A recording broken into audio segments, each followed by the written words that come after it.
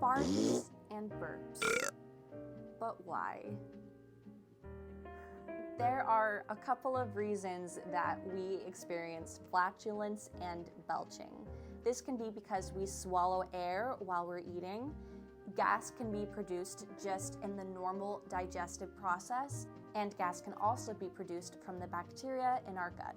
And the release of this gas is through burps and farts. One way that you can reduce the number of burps and farts in your life is to slow down while you're eating and to chew more thoroughly.